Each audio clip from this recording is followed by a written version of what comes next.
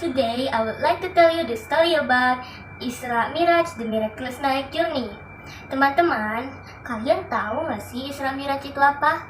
Yap, Isra Miraj adalah perjalanan Nabi Muhammad SAW atas perintah Allah Subhanahu wa Ta'ala yang ditempuh dalam waktu semalam. Isra artinya perjalanan Nabi Muhammad SAW dari Masjidil Haram di Mekah ke Masjidil Aqsa di Yerusalem, Palestina. Sedangkan Miraj adalah perjalanan Nabi Muhammad SAW dari bumi menuju langit ketujuh. Kemudian dilanjutkan ke Sidratul Muntaha. Dan disinilah Nabi Muhammad SAW menerima perintah Allah.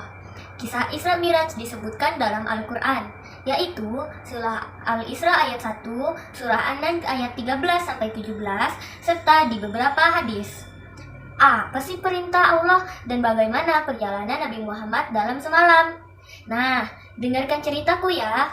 Dahulu kala, pada malam 27 Rajab, tahun 10 kenabian, Nabi Muhammad sedang bersedih atas meninggalnya Sahidati Khadijah, sang istri tercinta.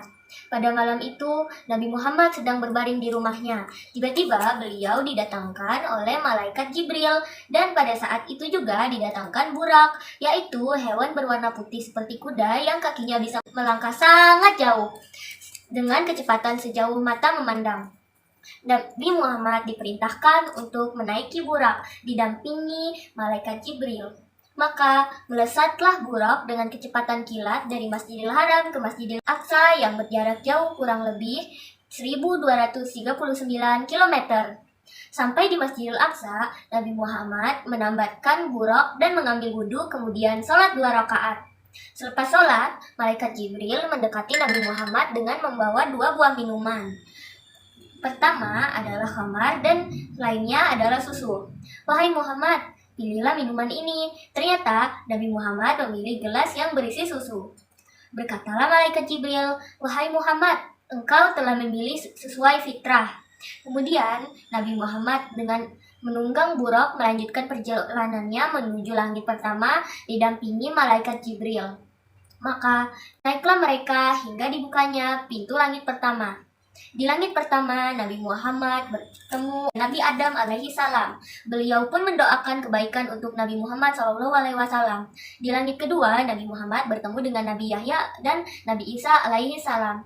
Di langit ketiga, Nabi Muhammad bertemu dengan sosok yang sangat tampan. Beliau adalah Nabi Yusuf alaihi salam. Di langit keempat, Nabi Muhammad bertemu dengan Nabi Idris alaihi salam. Di langit kelima, Nabi Muhammad bertemu dengan Nabi Harun alaihi salam. Di langit keenam, Nabi Muhammad bertemu dengan Nabi Musa alaihi salam. Dan di langit ketujuh, Nabi Muhammad bertemu dengan Nabi Ibrahim alaihi salam. Setelah melewati langit ketujuh, Nabi Muhammad diantarkan menuju Sidratul Muntaha, dan beliau diperlihatkan kekuasaan Allah, yaitu surga yang sangat indah luar biasa. Dalam perjalanan itu, Nabi Muhammad melihat Allah dalam wujud cahaya yang terang sekali. Lalu Allah perintahkan Nabi Muhammad untuk mewajibkan sholat 50 waktu setiap hari.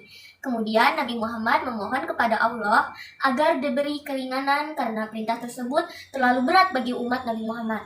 Setelah permohonan yang panjang, akhirnya Allah mewajibkan sholat menjadi 5 waktu dalam sehari semalam, yaitu subuh, zuhur, asar, maghrib, dan isya. Selanjutnya, Nabi Muhammad diantarkan kembali turun ke bumi pulang ke rumah beliau dalam sekejap. Teman-teman, begitulah kisah Isra Miraj, yaitu perjalanan Nabi Muhammad SAW untuk menerima perintah sholat yang ditempuh hanya dalam waktu semalam. Jadi, sholat 5 waktu merupakan hadiah dari Allah dan bukti kecintaan Nabi Muhammad kepada umatnya. Perintah sholat 5 waktu itu wajib dilaksanakan agar kita selalu disayang dan dijaga oleh Allah. Bahkan menuntun kita untuk masuk ke dalam surga Allah yang sangat indah. Nah, teman-teman, kalian ingin masuk surga kan? Maka itu, jadilah anak yang soleh dan solehah, yang tidak pernah meninggalkan sholat. Thank you for listening and watching my story about Isra Miraj, the miraculous night journey. I hope that we all can be a noble and victorious precious children and be a pride for our parent, nation, and religion. Amin. See you again next time with another story. Waalaikumsalam warahmatullahi wabarakatuh. Bye-bye.